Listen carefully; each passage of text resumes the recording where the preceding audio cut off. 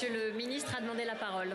Est-ce qu'on peut écouter Monsieur le ministre dans le calme, s'il vous plaît?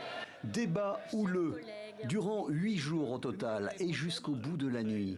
Ce paquet de mesures pour le pouvoir d'achat, la première épreuve pour le gouvernement Borne et sa majorité relative, est finalement passé grâce au soutien des Républicains, la droite, mais tout contre l'extrême droite et le rassemblement de la gauche. Des dépôts d'amendements pour l'opposition aux attitudes fermes du gouvernement, morceau choisi. Ne revenez pas à ces méthodes du passage en force, ne serait-ce que pour une chose, c'est que ça, vous ne tiendrez pas sur 5 ans sur le passage en force. Vous n'avez plus la majorité absolue. Ce n'est pas la bonne manière de gouverner. La démocratie, ce sont des textes. La démocratie, ce sont des règlements qui doivent éviter le désordre qui semble tellement plaire aux deux extrémités de cet hémicycle.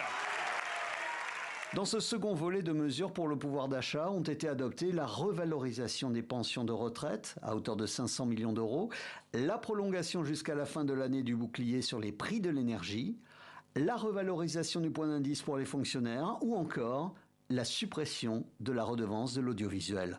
Le scrutin est clos. Le gouvernement a dû patienter, encaisser des revers. Ces 8 jours et nuits étaient un aperçu des débats à venir. Nous avons...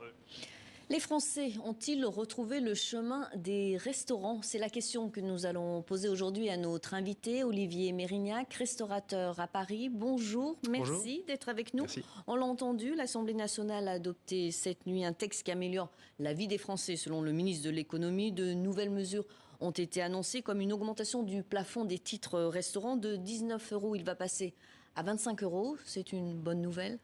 C'est une très très bonne nouvelle, effectivement. Ça va permettre à nos clients de profiter un petit peu plus de nos établissements. Et puis de revenir, la traditionnelle formule, un petit peu plat, dessert, café, qui devenait un peu compliqué à faire pour nous. Aujourd'hui, on va pouvoir le faire. Non, c'est une vraie bouffée d'oxygène. Et est-ce que cela va vous permettre d'augmenter le prix de certains plats? Alors, on fait très très attention à ça, effectivement, mais on subit de grosses augmentations. Sur la viande et le poisson, on a parfois des plus 30, plus 50%. Alors, on essaye évidemment de ne pas tout répercuter, on ne peut pas, sinon les gens ne pourraient plus venir. C'est dû à la guerre en Ukraine. Notamment, effectivement, depuis cet événement, on a beaucoup d'augmentation et je crains un peu pour la rentrée. Donc, effectivement, toute mesure qui est en faveur du pouvoir d'achat des Français va nous faire du bien et va nous permettre d'augmenter quelques prix pour pas qu'on rogne sur la qualité. Quels sont les produits qui ont le plus augmenté? Un exemple, le pavé de saumon a pris presque 70%. Pour nous, on fait donc ça c'est vraiment compliqué. Alors, à ça s'ajoute même des problèmes de la moutarde et de l'huile. Oui, on ne trouve plus du tout de moutarde dans les rayons, dans les supermarchés. Exactement, on a les mêmes problèmes que les Français. Et alors, après 2 années difficiles liées à la pandémie de Covid-19, le confinement, alors comment se porte le secteur de la restauration aujourd'hui? Est-ce que vous constatez un retour à la normale? Oui. L'activité, on peut dire que l'activité est très très bonne. Les hôtels sont pleins, les touristes sont là. On a vraiment des cafés qui sont bien remplis, les terrasses sont bien remplies, on a une belle météo. Ça fait beaucoup de bien. On a vraiment été un secteur en difficulté. Ça nous fait beaucoup de bien. Il y a une vraie reprise. Mais les touristes russes sont beaucoup moins nombreux. C'est une perte de clientèle?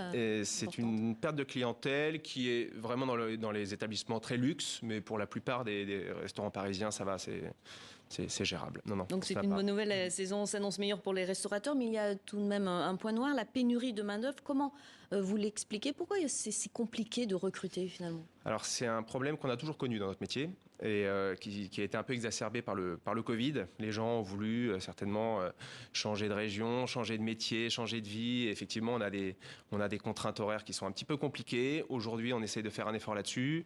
On a augmenté les bas salaires, et on essaie d'avoir des horaires continus. Les horaires en coupure, ça c'est quasiment impossible, plus personne n'en veut. Quelque part, tant mieux, je peux comprendre. Et non, on espère vraiment qu'on va retrouver du personnel. Et est-ce qu'on sent une différence entre Paris, la capitale, et la province? Certains en province, apparemment, ont plus de difficultés encore que nous à recruter. Après, c'est peut-être ils ont d'autres problématiques, ils doivent certainement loger des gens, etc. Je sais que les gens qui sont, par exemple, en saisonniers, c'est très compliqué pour eux d'embaucher des gens. Nous, on a des problèmes, mais on arrive petit à petit à les résorber. Merci beaucoup pour cet entretien, Olivier Mérignac. Je rappelle que vous êtes restaurateur à Paris. Merci beaucoup.